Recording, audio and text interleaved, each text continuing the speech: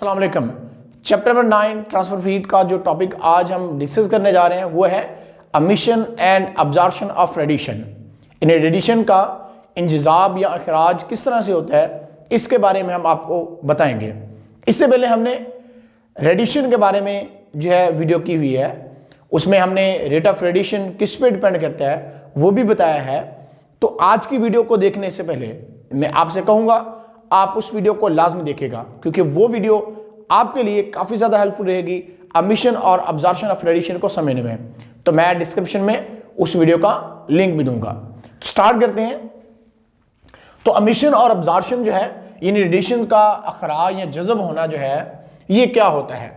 अब कोई बॉडी जो है वो रेडिएशन को जितनी जल्दी जज़ब करती है वो उतनी जल्दी खारिज भी करती है।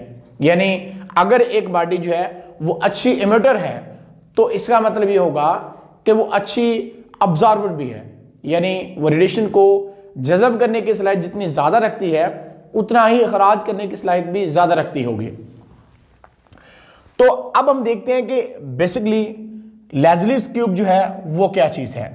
तो a Leslie's cube is a metal box having 4 faces of different nature. कौन से फेस होते हैं ये हम आपको बताते हैं। सबसे पहले हम आपको ये बता रहे हैं कि जो लेज़लीज़ क्यूब है ये बेसिकली होती क्या है। A Leslie's cube is a metal box, ये एक मेटल बॉक्स हमारे पास होता है और इसके 4 फेस हैं डिफरेंट नेचर के। नेचर ऑफ सरफेसेस कैसी होती है तो यहाँ पे ये देखिएगा जरा, ये हमारे पास एक लेज़लीज़ क्यूब्स है और इसके साथ हमने यहाँ पे एक रेडिएशन डिटेक्टर लगाया हुआ है और साथ में एक गैल्वेनोमीटर लगाया हुआ है। रेडिएशन डिटेक्टर जो होता है ये बेसिकली यहाँ से जो रेडिएशंस निकलेंगी तो उनको जज़ब करेगा या उनको इमिटर करेगा, ये बॉडी जो है उसके बारे में ये बताएगा। यानी रेडिएशन डिटेक्टर हमें बताता है कि इस बॉडी से रेडिएशन जो है वो इमिटर कितनी हो रही है या अब्जॉर्ब कितनी हो रही है, उसको जांचने के लिए हम जो इंस्ट्रूमेंट इस्तेमाल करते हैं वो होता है रेडिएशन डिटेक्टर और इसके साथ गैल्वेनोमीटर भी लगा हुआ है। जिस तरह से अगर किसी बॉडी का टेम्परेचर हमने चेक करना होता था हम थर्मामीटर का इस्तेमाल करते थे, तो इसी तरह से अब अगर बॉडी का टेम्परेचर जो है यानी सरफेसेस हमारे पास है यहाँ पे, उनका हमने देखना है कि ये इमिटर कैसी हैं या अब्जॉर्बर कैसी हैं, तो इसके बारे में रेडिएशन डिटेक्टर जो है वो हमें बताता है। तो इसकी जो 4 सरफेसेस हैं जरा वो देखिएगा। अ शाइनिंग सिल्वर सरफेस होगी, अ डल ब्लैक सरफेस होगी, अ व्हाइट सरफेस होगी, कलर्ड सरफेस होगी। यानी देखिएगा एक डल ब्लैक सरफेस हमारे पास है, यहाँ पे शाइनिंग सरफेस है हमारे पास और इसके बैक पे एक व्हाइट सरफेस है और इसी तरह से एक कलर सरफेस भी है। तो अब वर्किंग प्रिंसिपल हम इसका देखते हैं कि वर्किंग प्रिंसिपल क्या है। तो a Leslie's cube work on principle that the rate at which various surfaces emit absorb heat depend upon nature of surface. यानी कोई जो रेट ऑफ रेडिएशंस होगा, यानी इसका वर्किंग प्रिंसिपल हम बता रहे हैं कि लेज़लीज़ क्यूब जो है इसका वर्किंग प्रिंसिपल क्या है कि इसके वर्किंग प्रिंसिपल हम देखेंगे rate at which very surface, यानी कि जो हमारे पास डल ब्लैक सरफेस है, शाइनिंग सिल्वर सरफेस है, व्हाइट सरफेस है, कलर सरफेस है, इनके बारे में हम आपको बताएंगे कि ये जो रेडिएशंस को जज़ब करती हैं या इमिट करती हैं तो ये रेट एट विच जो वर्किंग इसकी होगी ये उस पर डिपेंड करती है। यानी कि Leslie's cube work on principle that the rate at which various surface, यानी जोन सी सरफेस हमारे पास है, ब्लैक सरफेस है, व्हाइट सरफेस है, शाइनिंग सिल्वर सरफेस है या कलर सरफेस है, तो ये पता चलेगा कि रेडिएशंस को जज़ब कितना करती हैं या आप कह लो कि इमिटर कितना करती हैं। इसके बारे में हमें इनकी नेचर ऑफ सरफेसेस से पता चलता है। अब अगर एक डल ब्लैक सरफेस की हम बात करें तो डल ब्लैक सरफेस जो होती है ये बेस्ट इमिटर है और इस तरह से बेस्ट अब्जॉर्बर भी है। यानी अगर ब्लैक बॉडी है उस पर रेडिएशंस जो है वो आ रही है, उसके ऊपर वेव आ रही है तो वो उनको जज़ब भी करेगा और इसी तरह से वो इमिट भी करता है। फॉर एग्जांपल कि दिन टाइम अगर हमारे पास ये एक ब्लैक बॉडी है तो ये दिन टाइम रेडिएशंस को क्या करेगा, ये फॉर एग्जांपल इसने 5 वेव्स को क्या कर लिया, जज़ब कर लिया। अब उस दिन टाइम टेम्परेचर काफ़ी ज़्यादा है, लेट्स सपोज हम कर लेते हैं 45 डिग्री सेल्सियस जो है वो टेम्परेचर था। अब जब रात हो गई है तो अब टेम्परेचर डेफिनेटली कम होगा, तो अब ये रेडिएशंस को जो है अब्जॉर्ब नहीं करेगी, बल्कि अब क्या करेगी, आपको क्या सराउंडिंग का टेम्परेचर क्या हो गया है, कम हो गया है, तो इस बॉडी का टेम्परेचर ज्यादा था और ये रेडिएशन को क्या करेगी, ये रेडिएशन को इमिट करेगी। अब जितनी रेडिएशन इसने अब्जॉर्ब की है उतनी ही रेडिएशन इसने क्या की है, इमिट भी की है। इसका मतलब ये हुआ कि रेडिएशन कोई बॉडी जितनी इमिट करती है उतना ही रेडिएशन को वो अब्जॉर्ब भी करती है, यानी रेट क्या रहता है, इक्वल रहता है। तो अब पहले क्या था, इस बॉडी का टेम्परेचर कम था, सराउंडिंग का टेम्परेचर ज्यादा था, इसलिए इसने रेडिएशंस को, ब्लैक बॉडी ने क्या किया, इसने रेडिएशन को अब्जॉर्ब किया। उसके बाद जब सराउंडिंग का टेम्परेचर कम हो गया तो इसने रेडिएशंस को क्या करना शुरू कर दिया, इसने रेडिएशंस को इमिट करना स्टार्ट कर दिया। इसी तरह से अगर हम एक वाइट सरफेस की बात करें तो वाइट सरफेस में क्या होता है कि सपोज करें आप, ये हमारे पास वाइट सरफेस है, तो वाइट सरफेस जो है ये ना ही इमिटर अच्छी है, यानी ये बैड इमिटर है और सबसे बैड ही अब्जॉर्बर है, बट क्या होगा, ये रिफ्लेक्टर अच्छी है, यानी रिफ्लेक्ट कर देगी। अगर फॉर एग्जाम्पल इस पे कोई रेडिएशन हम इस पे डाल रहे हैं तो ये क्या करेगी, उन रेडिएशंस को जज़ब नहीं करेगी, उन रेडिएशंस को ये अब्जॉर्ब भी नहीं करेगी, और रेडिएशंस को जब जज़ब नहीं कर रही है, अब्जॉर्ब नहीं कर रही, तो इसका मतलब ये रेडिएशन को इमिट भी नहीं करेगी, यानी ये रेडिएशन को ना जज़ब कर रही है और ना ही इमिट कर रही है, बल्कि रेडिएशन को क्या कर देती है, रेडिएशन को रिफ्लेक्ट कर देती है। तो इसका मतलब व्हाइट सरफेस रिफ्लेक्टर जो है वो अच्छी है।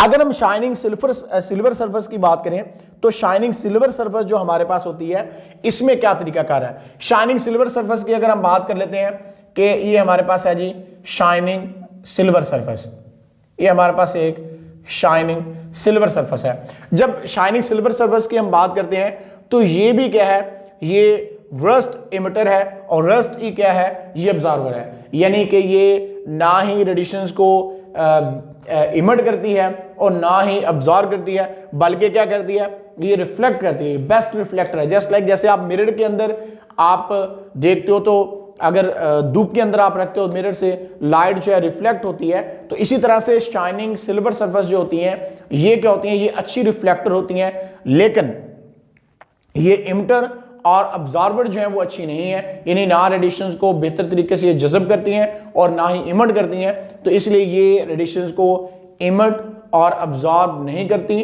बल्कि ये क्या करती हैं, ये रिफ्लेक्टर अच्छी हैं, यानी रेडिएशंस को अगर हमने रिफ्लेक्ट करवाना है तो इसके लिए हम शाइनिंग सिल्वर सरफेस जो होती है उसका इस्तेमाल कर सकते हैं। अब हम बात करते हैं जी मेथड ऑफ यूज की। अब hot water is filled in the Leslie's cube and is placed with one of its face toward radiation detector।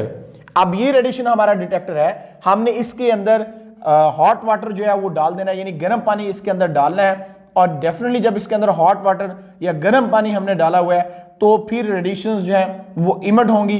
तो इसके सामने एक फेस सामने बॉडी का जो कर दिया, जो कि ब्लैक पार्ट जो है वो हमने रेडिएशन डिटेक्टर के सामने कर दिया है। The same process is repeated for other 3 surfaces.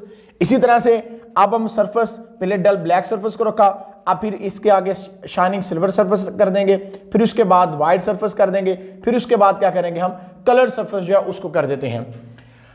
उसके बाद क्या है, observation are noted and then compared.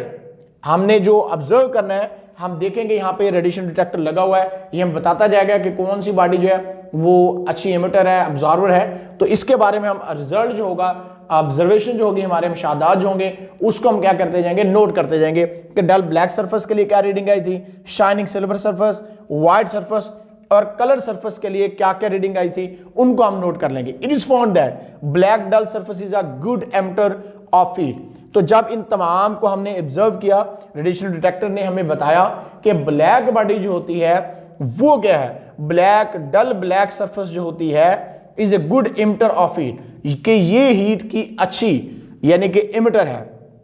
Black body जो होती है ये रेडिएशन को ज्यादा खारिज करती है, इंस्टेड अदर कलर्स जो हमने साथ लगाए हुए, एक शाइनी सिल्वर सरफेस रखी हुई थी या आप कह लो कि व्हाइट सरफेस या कलर सरफेस थी, उनकी निस्बत जो डल ब्लैक सरफेस थी ये अच्छी इमिटर है, यानी ये इसने रेडिएशन को ज्यादा इमिट किया और रेडिएशन डिटेक्टर ने हमें इस चीज के बारे में बताया। अब इसके हम यूजेस की बात करते हैं। तो various surfaces can be compared by using Leslie's cube जो है, हम लेज़ली क्यूब जो है इसका इस्तेमाल करके मुख्तलिफ सरफेसेस जो होती हैं उनको कंपेयर करके हम देख सकते हैं कि कौन सी सरफेस जो होती है वो ज़्यादा अच्छी एमिटर है, कौन सी सरफेस ज़्यादा अच्छी ऑब्जर्वर है। तो इसके बारे में लेज़ली क्यूब जो होता है ये हमें इसके बारे में इंफॉर्मेशन देते हैं। इसीलिए आपको ज़्यादा डार्क कलर जो है वो गर्मियों में पहनने से मना किया जाता है ड्रेस, कि जिनके कलर डार्क है वो आप ना पहने। उसकी वजह ये होती है कि जो डार्क कलर होते हैं या ब्लैक कलर्स होते हैं वो रेडिएशन को ज़्यादा जज़ब करते हैं, ज़्यादा एमिट भी करते हैं डेफिनेटली। तो जब रेडिएशन को ज़्यादा जज़ब करेंगे तो आपको गर्मी ज़्यादा लगती है, इसलिए गर्मियों के अंदर आपको लाइट कलर का इस्तेमाल करने का कहा जाता है कि आप हल्के कलर के ड्रेसेस जो है उनका इस्तेमाल करें और डार्क कलर के ड्रेसेस जो है उनका इस्तेमाल ना करें। तो अब यहाँ पे हमने देखें एक डल ब्लैक सरफेस ली है, एक वाइट सरफेस ली हुई है और यहाँ पे हमने थर्मोमीटर जो है इसके साथ लगाए हुए हैं और दरमियान में एक हमने कैंडल रख दी है। अब क्या होगा कि फर्स्ट ऑफ ऑल दोनों का टेम्परेचर क्या था, सेम था। सपोज करें कि दोनों का टेम्परेचर 30 सेल्सियस था। फर्स्ट ऑफ ऑल दोनों का टेम्परेचर सरफेसेस का कितना था, 30 सेल्सियस जो है दोनों सरफेसेस का टेम्परेचर था, यानी इसका भी 30 था, इसका भी 30। जब हमने कैंडल अंदर रखी तो अब क्या हुआ, अब ब्लैक बॉडी है, एक साइड पे व्हाइट सरफेस है। तो हमने यहाँ पे बताया था आपको कि ब्लैक बॉडी अच्छी इमिटर है, अच्छी ऑब्जर्वर है, जबकि व्हाइट जो है वो अच्छी इमिटर नहीं है, अच्छी ऑब्जर्वर भी नहीं है। ये रिफ्लेक्टर तो अच्छी हो सकती है लेकिन ये इमिटर और ऑब्जर्वर की रस्ट है, यानी ये इसको जो है आप कह लें कि इसका नाकस है इस मामले में कि ये रेडिएशंस को इमिट करे या ऑब्जर्व करे।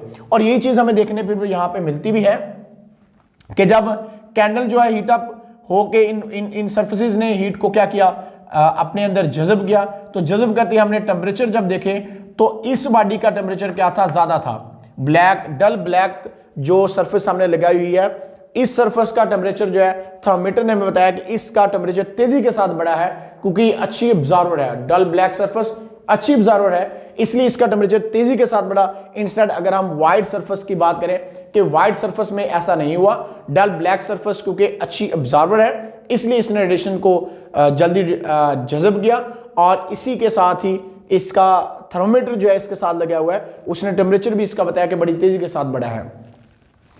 तो अब हमने यहाँ पे सरफेसेस के नाम लिखे हैं, साथ में इमिटर, ऑब्जर्वर, रिफ्लेक्टर के हिसाब से हमने टेबल ड्रा किया हुआ है। तो इसमें हम आपको बताते हैं। तो सबसे पहले सरफेसेस की बात करें तो डल ब्लैक सरफेस जो होती है, ये जो हमने सारा इसका देखा है कि लेज़ली क्यूब जो है इसके थ्रू हमने देखा, मेथड ऑफ यूज में हमने सारी चीज़ों को पढ़ा है। तो इससे रिजल्ट से हमने क्या कंक्लूड किया ये हम आपको बताना चाह रहे हैं। तो डल ब्लैक सरफेस जो होती है ये एमिटर बेस्ट है, ऑब्जर्वर बेस्ट है, रिफ्लेक्टर वर्स्ट है। यानी कि क्या मतलब इसका कि डल ब्लैक सरफेस जो होती हैं रेडिएशंस को इमिट भी अच्छी करती हैं और उसके बाद ऑब्जर्व भी अच्छी करती हैं, लेकिन रिफ्लेक्ट के मामले में जो डल ब्लैक सरफेस जो है ये अच्छी नहीं है। इसके बाद अगर हम कलर्ड सरफेस की बात करें तो कलर्ड सरफेस जो होती है ये गुड एमिटर है, गुड ऑब्जर्वर है, लेकिन रिफ्लेक्टर क्या है, बैड है। उसके बाद व्हाइट सरफेस की बात करें तो ये बैड इमिटर है, बैड ऑब्जर्वर है, लेकिन गुड रिफ्लेक्टर है। यानी ये रेडिएशन को ना इमिट करती है ना रेडिएशन को जज़ब करती है, लेकिन ये रिफ्लेक्टर अच्छी है, रेडिएशन को रिफ्लेक्ट कर देती है।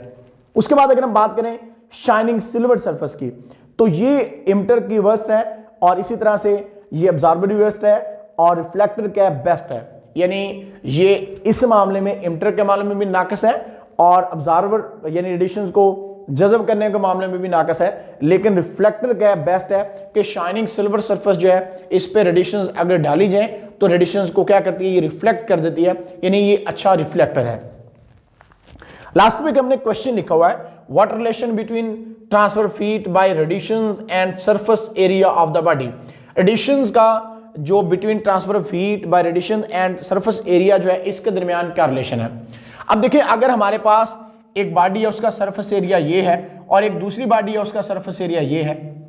अब सरफेस एरिया का बढ़ जाना, जितना सरफेस एरिया ग्रेटर होगा रेट ऑफ रेडिएशन जो होगा वो बॉडी इमिट कर रही है या ऑब्जर्व कर रही है वो भी बढ़ता है। तो रेट ऑफ रेडिएशन जो होता है वो सरफेस एरिया के बढ़ने से, या आप कह लें कि larger the surface area larger will be the rate of radiation emit और ऑब्जर्व। के रेडिएशन को इमिट करना है या ऑब्जर्व करना है तो एरिया जो है बहुत इंपॉर्टेंस इसमें रखता है।